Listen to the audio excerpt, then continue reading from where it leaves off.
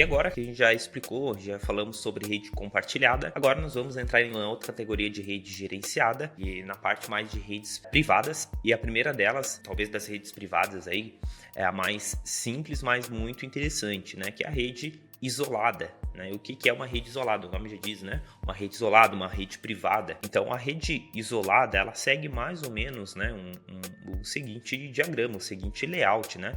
Nós aí vamos ter uma rede isolada, no geral, ele é só uma subnet, ou seja, só uma subrede, no qual você escolhe ali o endereço, a subrede que você, a máscara de rede que você preferir, e a ideia é justamente essa, né? Ela vai isolar ali as suas instâncias justamente da internet, onde no qual você, né, o usuário, nossos clientes, eles conseguem definir regras de firewall, de NAT, de redirecionamento de porta, conseguimos criar load balance e até mesmo VPN, tá? E aqui para você criar uma rede isolada é bem simples, consegue vir aqui na barra lateral, aqui em redes, e aqui você vai adicionar uma rede. Tá? E aqui você vai ter dois tipos, por enquanto aqui a gente vai se limitar apenas em rede isolada, e aqui a gente vai justamente criar uma rede isolada. Então eu vou colocar aqui uma rede isolada de web server e vou dar uma descrição justamente aqui para nossa rede, né? Eu posso escolher justamente a zona onde você vai disponibilizar essa rede, e aqui eu posso também definir um domínio de rede.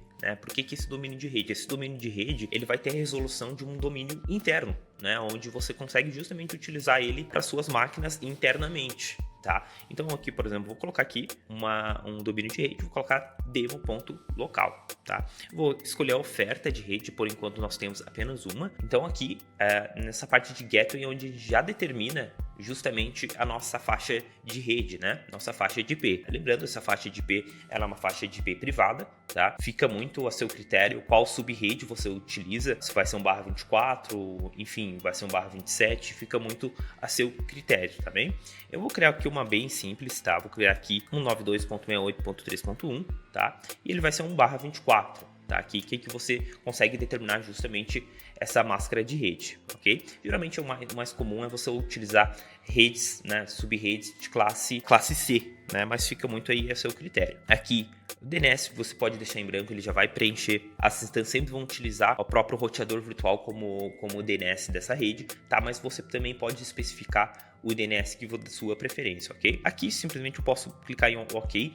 Os demais campos que ficam em branco não precisamos se preocupar aqui por enquanto. E perfeito, né? Nós temos aí uma rede isolada criada. Você pode ver que o estado dela está como allocated, ou seja, ela está alocada, ela ainda não está implementada. Uma rede isolada, bem como diversos outros tipos de rede, ela só vai ser implantada se tiver pelo menos uma instância dentro dessa rede, ok?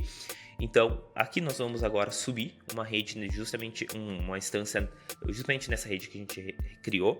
Aqui a gente pode vir aqui em instância, na criação da instância, selecionamos aqui o nosso sistema operacional, e aqui na parte de rede, você justamente vai selecionar aqui a rede isolada que a gente acabou de criar, ok? A gente consegue aqui observar aqui alguns detalhes, inclusive a faixa de IP, né, a faixa de rede aqui que ela vai atribuir. Inclusive conseguimos também setar aqui um endereço IP dentro dessa rede, tá? Lembrando, né, reforçando, né, que apenas redes gerenciadas e redes privadas você vai conseguir gerenciar esse IP. Por exemplo, se eu adicionar uma rede pública aqui, não tem essa possibilidade de adicionar um IP, de você mesmo selecionar qual dessa faixa que você vai escolher, tá? Agora, a rede isolada, como é muito mais de propriedade do usuário, você consegue selecionar aqui. Por enquanto aqui eu posso deixar em branco, não é obrigatório, tá?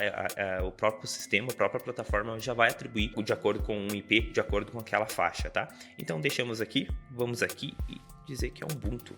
E perfeito, uma vez que a instância ela foi provisionada, nós podemos ver aqui que ele atribuiu um endereço IP dentro daquela faixa, né, daquela subrede que nós criamos, né, reforçando aqui que é normal quando você vai, né, quando é uma primeira instância, quando você vai adicionar uma primeira instância em uma rede isolada, é normal que demore um pouquinho na primeira vez que você vai provisionar uma instância, porque ele justamente vai estar no processo de implantação dessa rede isolada, de toda a parte de criação e configuração do roteador virtual, como eu já expliquei ali na parte introdutória de redes, ok? Então aqui conseguimos observar, por exemplo, que a nossa rede mudou o status dela, de alocada para implantada. Então aqui nós podemos clicar, por exemplo, e inclusive conseguimos já ter alguns detalhes a mais a respeito dessa rede isolada.